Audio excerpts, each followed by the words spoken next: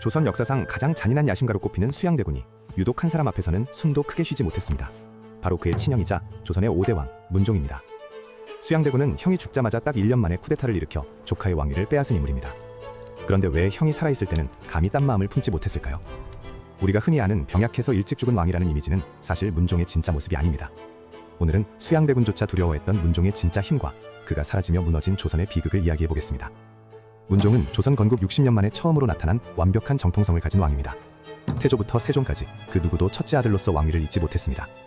유교 국가에서 적장자가 왕이 된다는 것은 그 누구도 반박할 수 없는 절대적인 권위를 의미합니다. 문종은 이 강력한 정통성을 바탕으로 세자로만 무려 29년을 보냈습니다. 실록은 그가 유교 경전은 물론 천문과 산술 그리고 의학까지 통달하지 않은 것이 없다고 기록합니다. 심지어 외모까지 완벽해서 명나라 사신들조차 그를 보고 넋을 잃을 정도였습니다. 당시 조선을 방문한 명나라 사신은 문종의 풍채를 보고 이렇게 감탄했습니다. 이 나라는 산수가 빼어나서 그런지 세자의 모습이 정말 아름답고 늠름하군요. 요즘으로 치면 최고의 학벌에 완벽한 업무 능력 그리고 연예인급 외모까지 갖춘 사기 캐릭터였던 셈입니다. 하지만 문종은 단순히 공부만 잘하는 선비 타입의 왕이 아니었습니다. 우리가 장영실의 발명품으로 알고 있는 치국이는 사실 문종의 머리에서 나온 작품입니다. 세자 시전에 직접 구리 원통을 설계해서 빗물의 깊이를 재는 시스템을 고안해낸 겁니다. 그는 전국적인 강수량 데이터 수집망을 구축하며 세계 최초의 기상 관측 시스템을 완성했습니다. 더 놀라운 것은 그의 군사적 능력이었습니다. 문종은 화차라는 조선 최고의 다연장 로켓 시스템을 직접 개량하고 보급했습니다. 한 번에 화살 100발을 동시에 쏠 수 있는 이 무기는 훗날 행주대첩에서 왜군을 격파하는 결정적인 역할을 합니다. 학문과 과학 그리고 군사력까지 모두 손에 쥐고 있었으니 수양대군이 감히 덤빌 수 없었던 겁니다.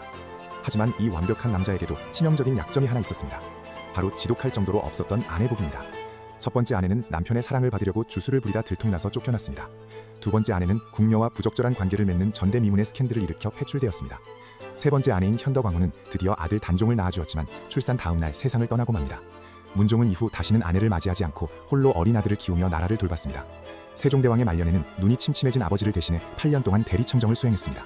사실상 우리가 아는 세종 치세의 마지막 황금기는 문종의 손에서 만들어진 것이나 다름없습니다. 하지만 너무 무리했던 탓일까요? 어머니 소원왕후와 아버지 세종의 3년상을 연달아 치르며 문종의 건강은 급격히 악화되었습니다. 6년 동안 고기도 먹지 못하고 예법을 지키며 국정을 돌보느라 면역력이 바닥난 겁니다. 결국 제위 2년 3개월 만에 37살이라는 젊은 나이로 허무하게 눈을 감고 맙니다. 문종이라는 거대한 방벽이 사라지자 수양대군은 기다렸다는 듯이 발톱을 드러냈습니다. 문종이 죽기 전 아들을 부탁한다며 손을 맞잡았던 충신 김종서와 황보인을 잔인하게 살해했습니다. 이것이 바로 1453년에 일어난 계유정난입니다. 수양대군은 결국 조카 단종의 왕위를 뺏고 머나먼 영월 땅에서 죽음으로 몰아넣었습니다. 문종이 평생을 바쳐 쌓아올린 학문의 전당 지편전도 수양대군의 손에 폐지되었습니다. 만약 문종이 딱 10년만 더 살았다면 조선의 역사는 어떻게 바뀌었을까요? 단종의 비극도 사육신의 죽음도 없었을 것이며 조선은 훨씬 더 일찍 과학기술의 꽃을 피웠을 겁니다.